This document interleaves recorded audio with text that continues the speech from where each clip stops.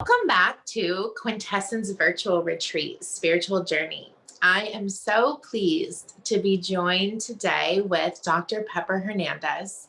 She is a naturopath and transpersonal psychologist, as well as the founder of the Holistic Cannabis Institute. It's Cannabis Holistic Institute, isn't it? Cannabis Holistic Institute. Yes. Okay, I said it wrong, so I'm gonna just read. Take two. Okay. Welcome to Quintessence Virtual Retreat, Spiritual Journey.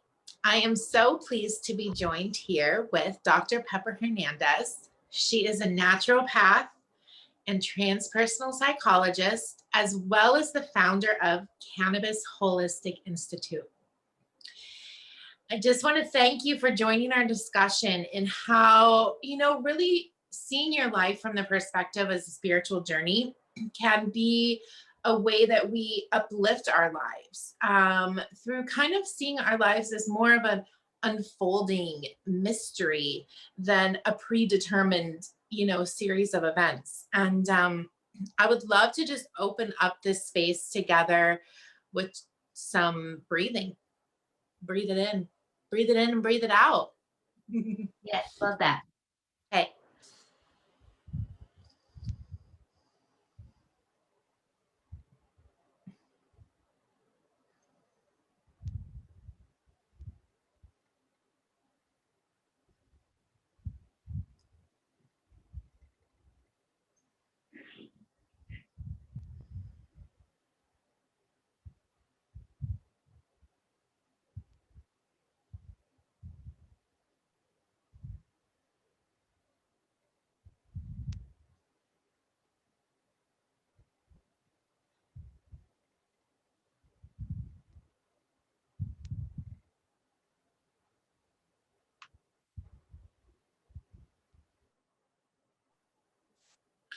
I'd like to invite our participants to set their own personal intention for our time together.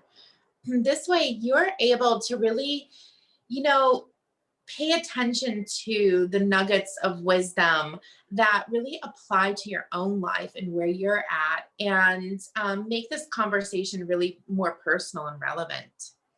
And I also want to thank you. Thank you for showing up for this discussion. And I know that when we step into more of a spiritual perspective of our lives, we inspire people around us to also start to shift how they're perceiving their own life. And this is really how the collective consciousness together rises in how we are aware and present in our life on this planet. And that's what really causes a consciousness shift, a collective consciousness shift.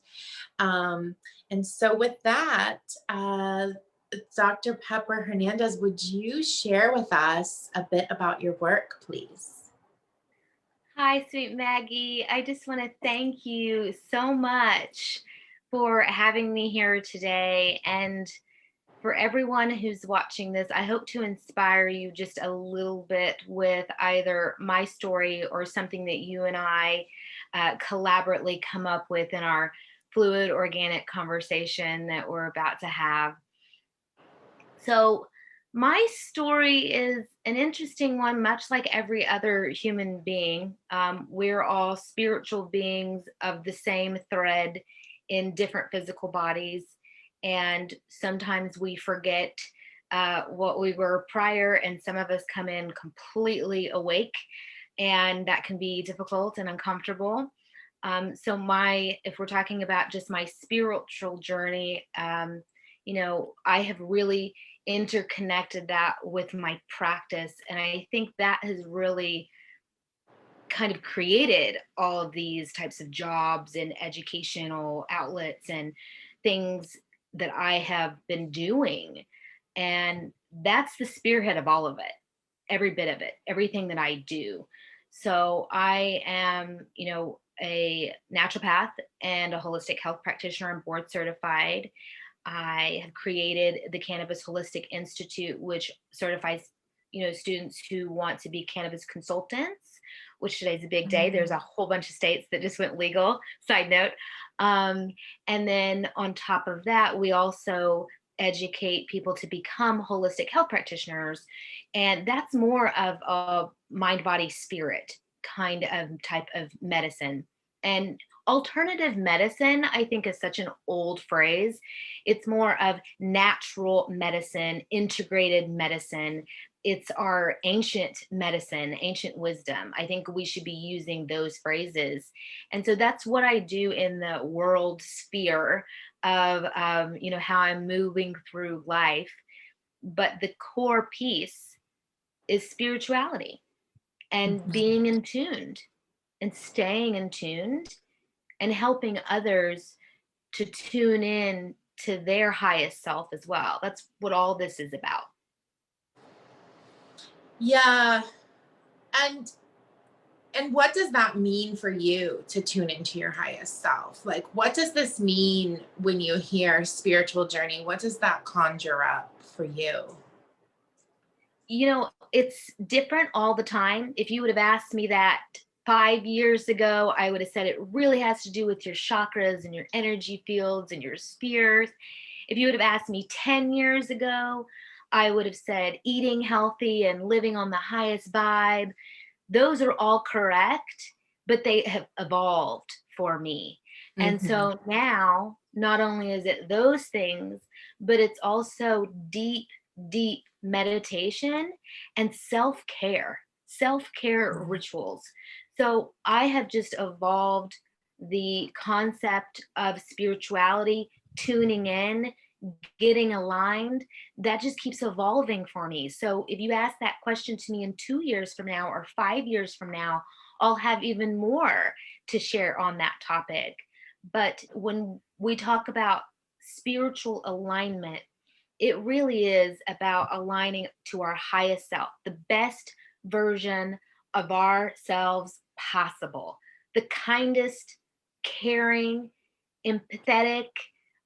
We're doing successful feeling. You don't have to outwardly be successful if you don't want, but if you feel successful, and that could be just brushing your teeth and taking good care of your children, walking your pet, whatever that is for you, but finding that alignment, which is pure and utter happiness, why you're on this planet. And it doesn't even have to be any more than that in your moment or in your day, for as far as I'm concerned. Yeah, so I think that's interesting. This notion of your like purest, happiest self. And I was reading something and the person was like, I really want suggestions on how to be happy. And I was thinking like, well, like, how do you live from a place? If you want to be happy, you kind of need to have like what I call resources. Yes. But really, it's like creative expression, right? Like you need outlets of creative expression so that you're getting that sense of fulfillment, I think. And that's the source of happiness, is actually doing the thing that you like to do, getting a response either from yourself or from something external, but really it comes from yourself, your own self-satisfaction and fulfillment in doing this activity. And then that is what spawns the happiness inside, right? It's not like, and I think that's where our society has gotten a little bit skewed in its consumerism, materialistic part, is that we think something outside of us is going to bring us this happiness, right? Like, I get a new car and I'm going to be so happy, right? But really, I think it comes more from, I painted a picture, and by painting the picture, I felt my creative expression and my vision come to life. And that gave me a deep sense of fulfillment. And from that fulfillment, I felt a sense of happiness. So maybe from a psychological perspective, could you kind of like maybe walk us through, like, how are we getting to this happy place? Thank you for that question. It's a great question. And I think everyone would have a different answer to that question, which is what's so beautiful. But it truly is about setting down and seeing what makes you happy and not externally. I think all of this work needs to be done internally. And if you're starting to write, I'd like to have this amount of money in my bank account, or I'd like to have this new something, or very external, or I'd like to be living here, that's not really where we're going. What I want is for a person to write a list of what feelings invoke happiness internally. Because what we find with a lot of people, and if you ask for the more psychological perspective, is that you can have all of these things or none of them, but you can have some of them if you want, and still be beating yourself up internally. That internal mental dialogue that you're having with yourself can be self-sabotaging. That, I think, is where we need to shift for happiness perspective. And that's where I found meditation, really clear meditation, to be extremely helpful, because only in that moment of silence and clarity have I really found pure peace and happiness. And it's very hard to obtain that outside of that internal space. And I know that sounds maybe strange, but I've tried. I've tried to obtain it outside in the sphere world. And sure, creativity is great. I love making videos. I love doing interviews. I love being with people. I love being with my family. And that's all one tier of happiness. But I found that when I work internally, really getting to that clarity place, all of those other pieces that brought me happiness are even juicier. They're even more Mhm. special. They're even Right. better. So I think it really starts deep down inside of every person. I think they have to find what makes them happy. Because again, like you had said, commercialism, you could have all the things that you want outside of your physical sphere, but sometimes people aren't happy with that. Maybe it's a momentary happiness, or we're chasing it for happiness. And then we achieve it. We're happy for a little while, and then we're not happy anymore. Are you still there? Yeah. Yeah. Okay. Sorry. Didn't know if I lost Um, you. So yeah. And that's what I think. mhm. And so for me, that feels like the happiness of pure beingness, like just the pure beingness. And that in and of itself can evoke kind of a bliss state, right? Yes. Yes. And then out of that, which is a form of happiness, let's say, because happiness, it feels so like, when I think of happiness, I literally see a yellow smiley face person, right? Like, this is happy, I'm so happy. But I think that we all have that within us. Like, there's a part of us that is born with a certain level of just elation for being alive, for being breathing on the planet. You see this in children. I think that's Yes. why we are all so, well, the majority of us are also moved and touched by being in the presence of children, and they evoke a certain level of awe because they still have this intact. Yes. And I think that's where, a part of our resource can be going back to our childhood and kind of thinking, what were those things that we really loved to do as a child? And are they still relevant today? Could we pick them back up? Right? Because I think that meditation is a beautiful source of that, like, pure beingness. And And there is a quality of that when you meditate that carries throughout your day, right? It's kind of like a background, not even a background, it's like an omnipresent kind of feeling. Yeah. And so it helps you, like, regardless of what's happening outside, you kind of have that baseline of pure beingness to go back to rest in. And so I'm wondering, in this place of a spiritual journey, how do we really cultivate that feeling, like, throughout our day? So meditation is a way to do that. And then kind of tuning, like, I would start with like tuning back into your body throughout the day, like tuning into your breath. For me, it's like getting in my sense, like feeling my feet, feeling my body will bring me back to that place of just pure beingness. I'm wondering if you have any other suggestions for, like, how do we keep that throughout our day and what's happening? I love that. So the answer from my perspective may be different than any others.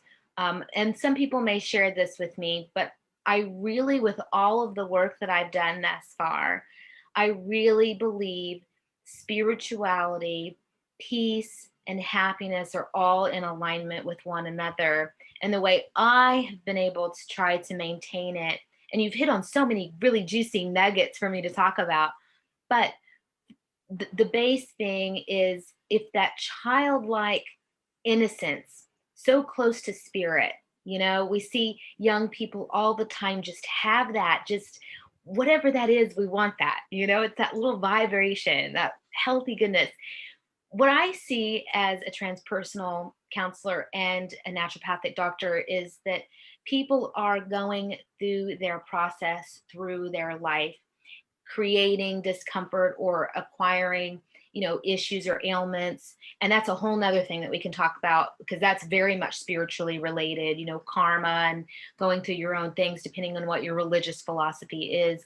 But if when we get to a certain point and we no longer want to carry that baggage of what has happened to us through childhood or adulthood, those transformative years, whatever it be, when we start to unload that, is when we start to see that glimmer of childlike essence or spirituality come back. And I think what I have done in the last 7 years, through the cancer scare, through multiple relationship breakups, through, I mean, I could tell you on and on, epileptic seizures where I go out of my body, all these interesting things that have happened. What I continue to find is self-care is the answer. Preserving the physical vessel, because it's just a moment of time that I'm here in this body. I'm just a spirit in this vessel. And until I learn to take good care of this physical vessel, I won't be able to shift on to the next dimension or frequency or whatever you have it. So that for me is what I'm learning. Now, every human being going through this, or every spiritual being going through this human experience, has a different lesson to learn. So when you ask the question, what makes someone happy, or how do we keep that, or how do we do that on a regular basis, everyone has a different combination. Mine happened to be Kundalini yoga, eating really healthy, holding a vibrational frequency that I feel radiates outside of me to attract goodness, reprogramming my mind with subliminal messages on an evening basis and every morning basis, 20 minutes every single day, both morning and evening, so around an hour, listening to positive affirmations only. Whenever I'm engaging any kind of like movies or something, documentaries, I really look at what I'm consuming, almost like a parent would a child.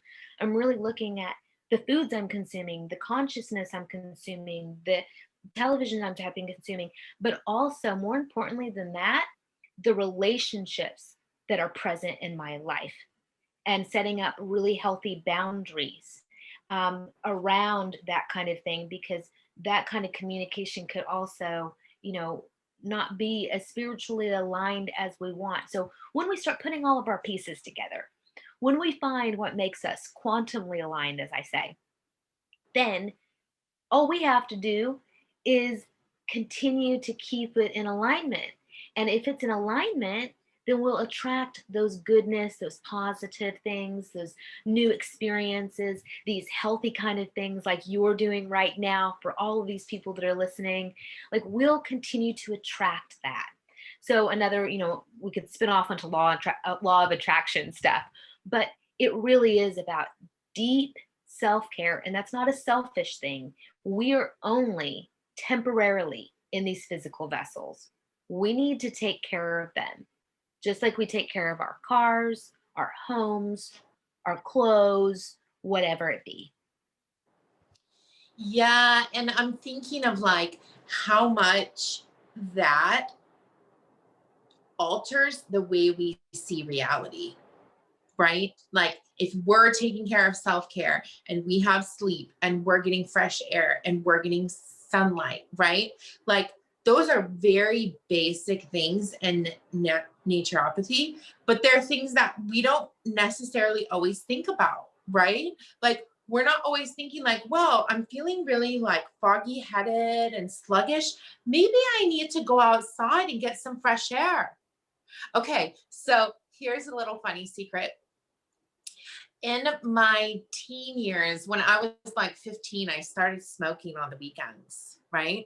And then when I was around 21, I realized I didn't want to smoke tobacco. It wasn't my medicine, right? It wasn't what I needed to balance myself.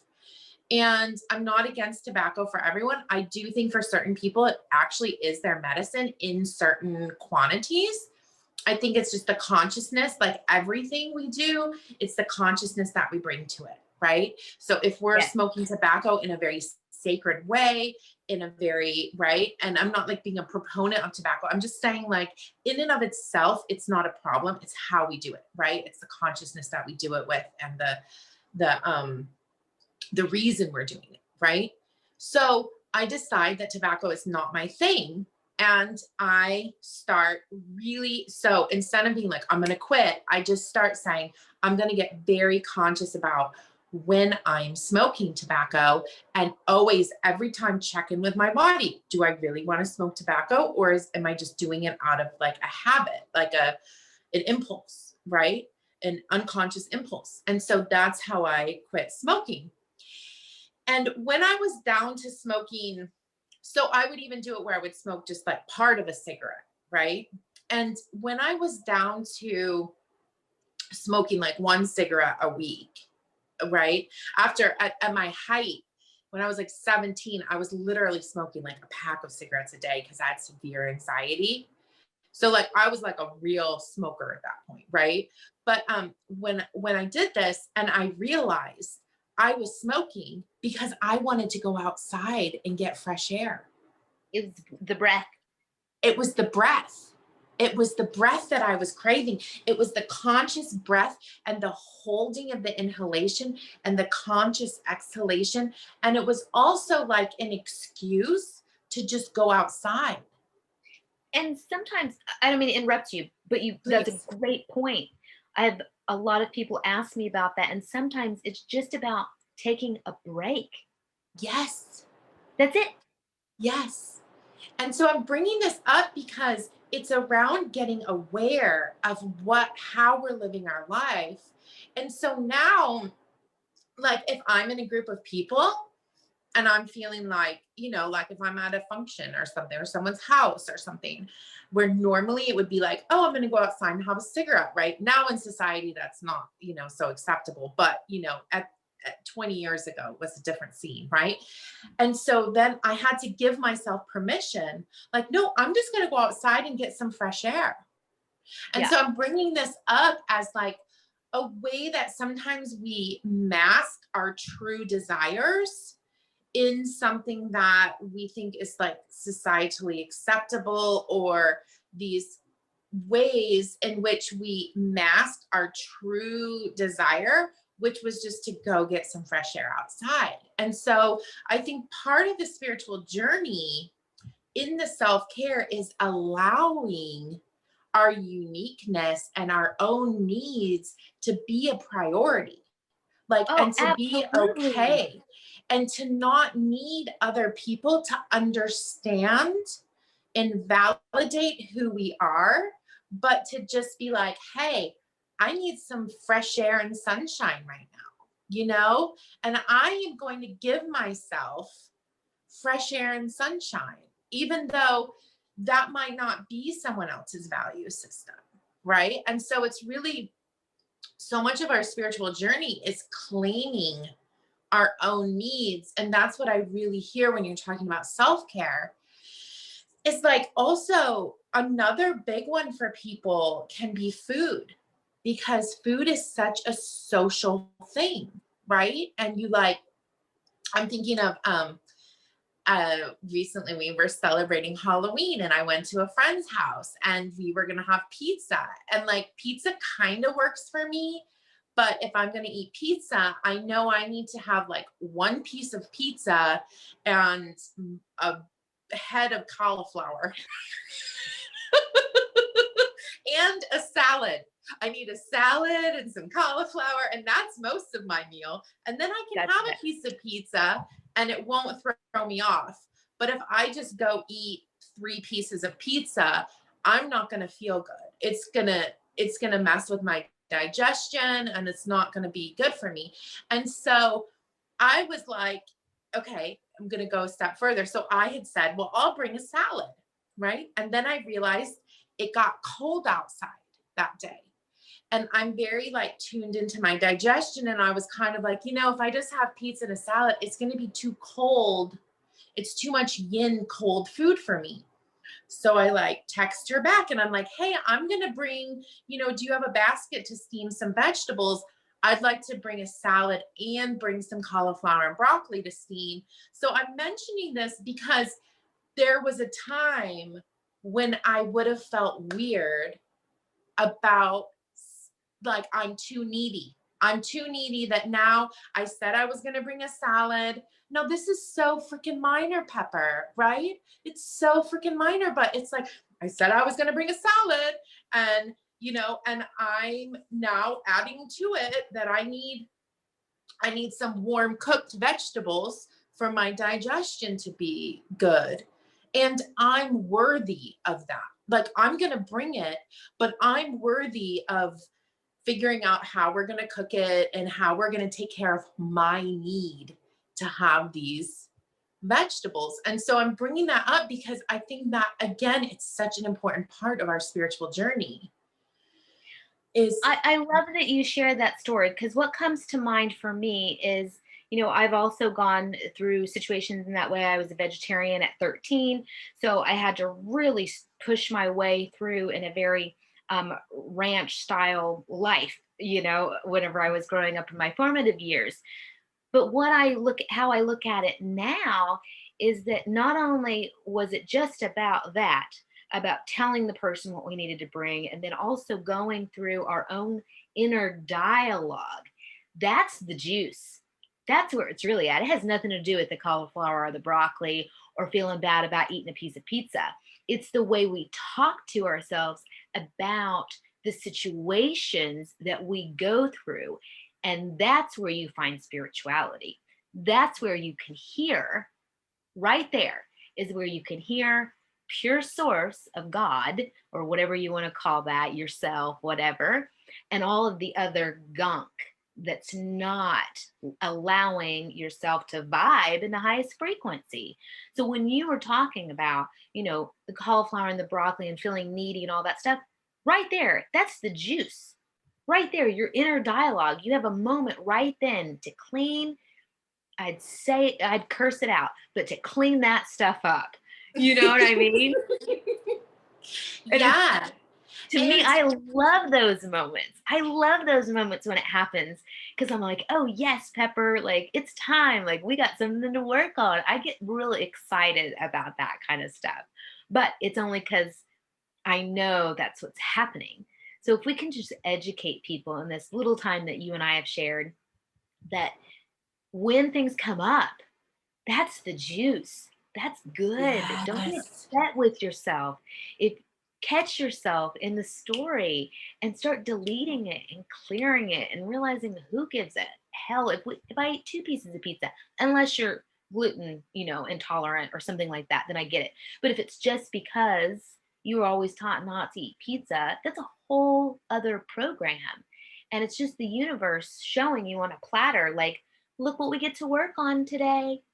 Yeah. Yeah. It's And awesome. for me, it's like knowing my body. So that has been a huge part of my spiritual journey because I'm naturally large and my body likes to put on weight. It wants to be ready for the winter when there's not going to be any food.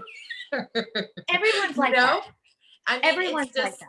it's just my body type, right? So what I had to do was, instead of be like, I'm going to have this kind of diet and I'm going to restrict myself, um, is do a body check-in. And so what I do is I mentally feed myself the food. I imagine eating the food and I ask my body, my stomach, I check in with my abdominals and I'm like, how's that going to feel when I eat this food? Does that make sense? So Okay, I cool. Yeah. visualize eating the food and then I check in with my body and my body will immediately tell me, like, no, you're going to need to eat this if you're going to have some of that to balance it all out, you Exactly. know?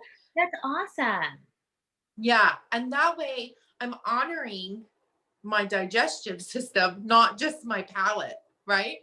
Yeah. And I'm honoring my palate too. I'm not saying like, no, you can't have pizza.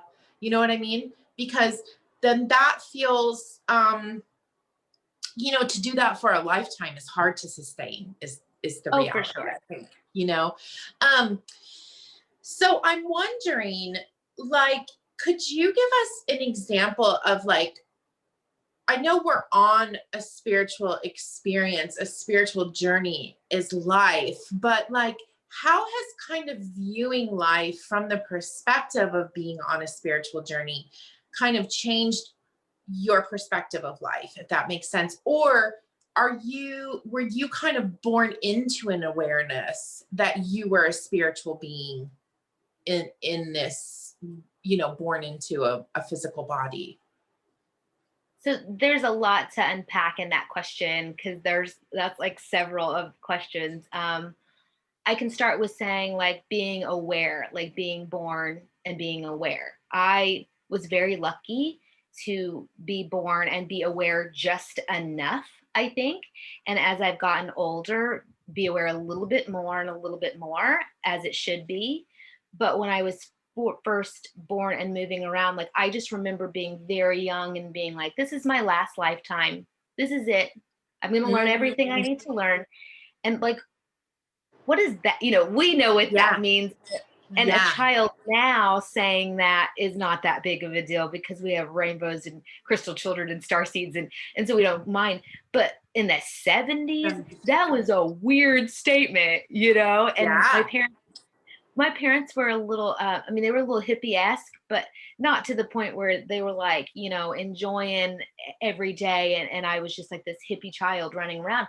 So I was open in that way. By the time I was 19, I started having seizures.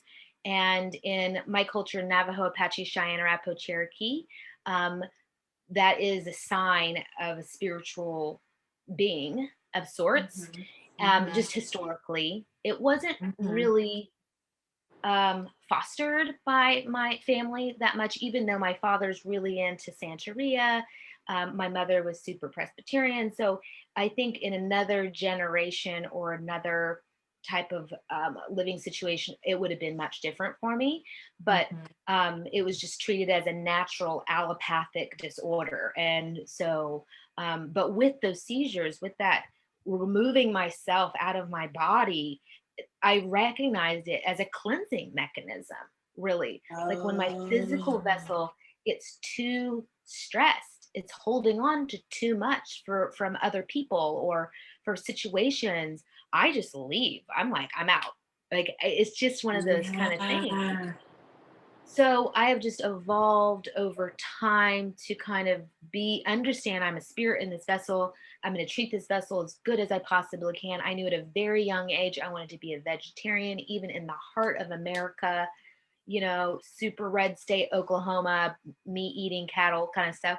And I just knew certain things, and I was against the tide for sure. Like I was very Mhm. strange for sure. Mhm. Now, it's nothing. It's not a big deal because everybody does it. But then it was a very strange thing.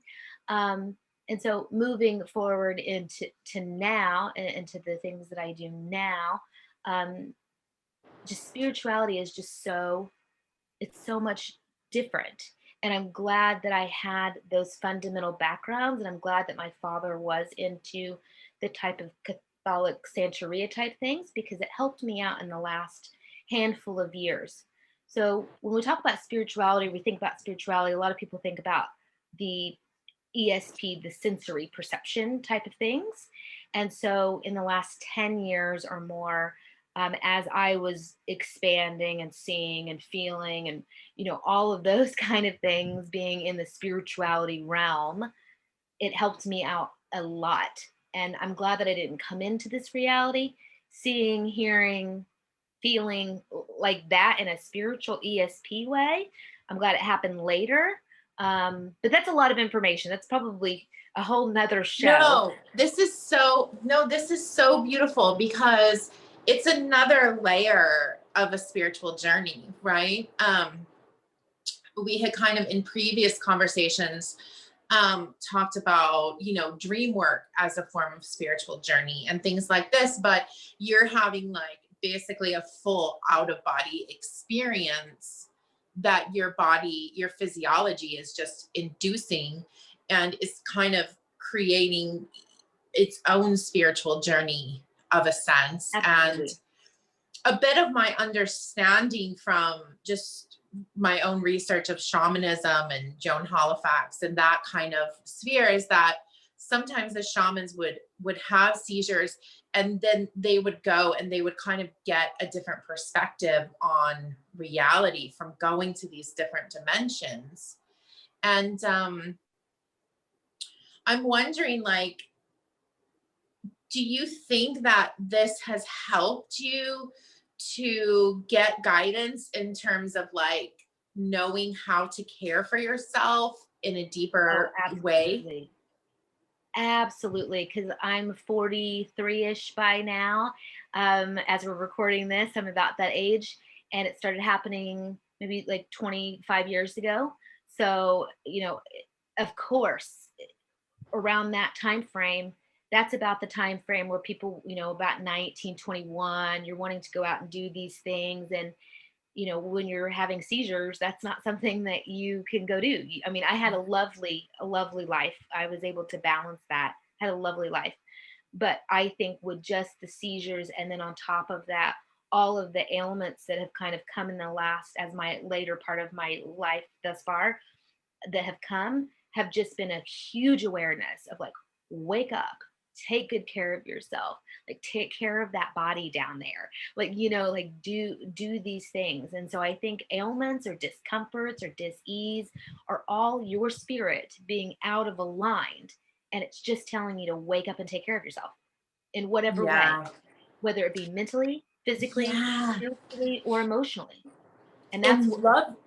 love on yourself. Sorry for that Yes, interruption. But like and love on yourself, right? Like actively absolutely. care for yourself and that is a form of love. And I know we were talking earlier about boundaries with people because I see also boundaries as an act of self-love, Absolutely.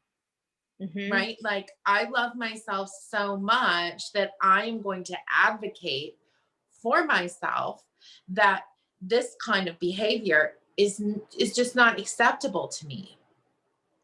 And it doesn't have to do anything with the other person. I think that's a bit where it gets tricky as that some of us can feel like if we're asserting or we're placing a boundary, that it's a judgment against someone else, like, oh, they did a wrong thing to me. But really what I see it is claiming your own space and saying, you know what, within this space, that kind of treatment does not resonate with how I view myself. And therefore, I'm going to remove myself, or I'm going to create boundaries in this relationship where I can remain honoring to myself, right? Because Absolutely. I think that's a big part of the spiritual journey, is being plummeted over and over again by experiences that make you create these boundaries, you know? And people are like, oh, why does this continue to happen to me? Why do people keep treating me this way? Blah, blah, or whatever. And it's because the universe and your spirit wants you to learn that one divine lesson, that respecting yourself and other people will respect you, setting boundaries for yourself and other people will respect those boundaries. Exactly what you're saying. And I think that is part of the spiritual journey in pieces. I mean, not everyone has to experience that, because some people come in, ready with boundaries, like Leos, and they have those. But for people who, like myself, I'm a Pisces, I came in with just water, no boundaries. I love everyone.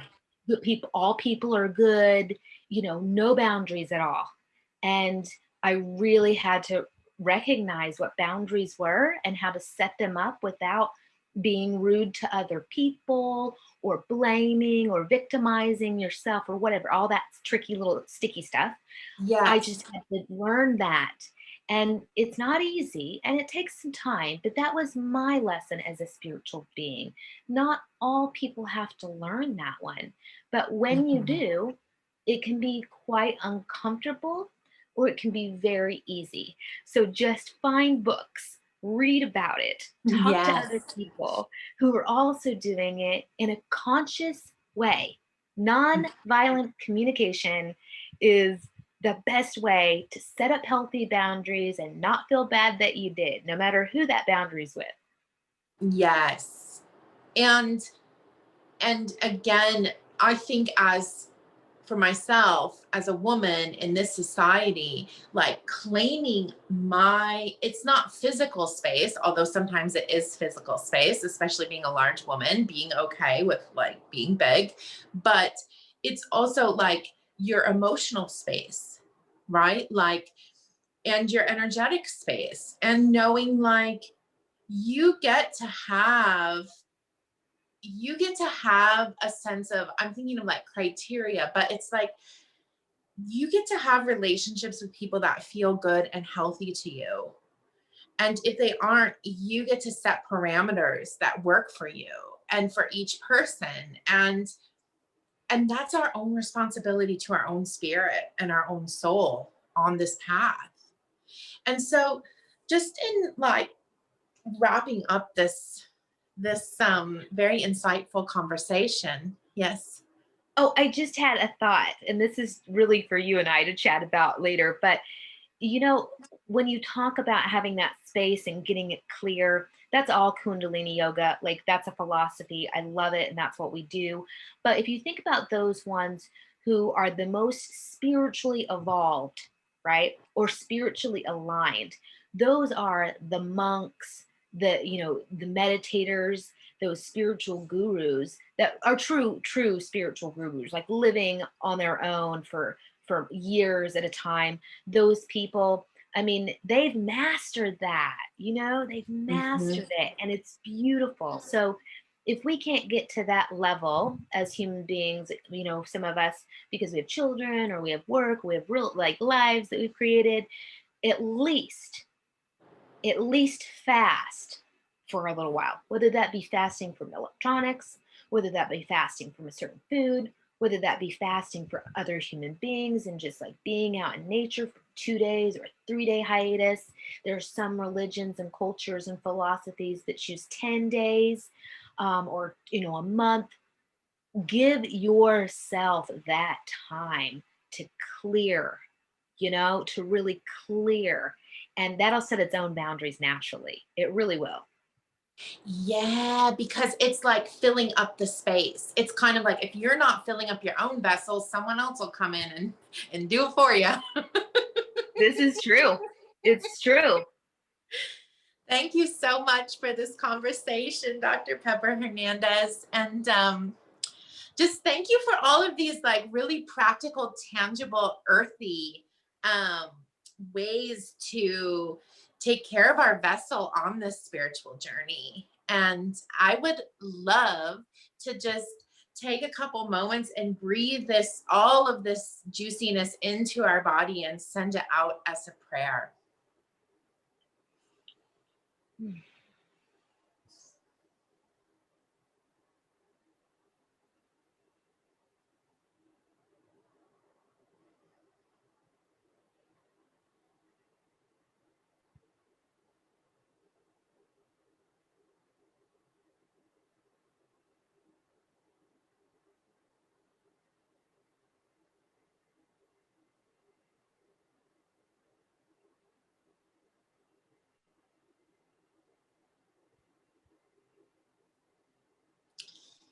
May all beings be happy and free. And may our thoughts, words, and actions contribute to the happiness and freedom of all beings everywhere. And thank you so much, Pepper. Really, really from my heart to yours. Thank you. Thank you, sweet Maggie. I appreciate you. I appreciate all of the things that you're doing for the gorgeous, beautiful people. And I look forward to talking to you again soon. Thank you.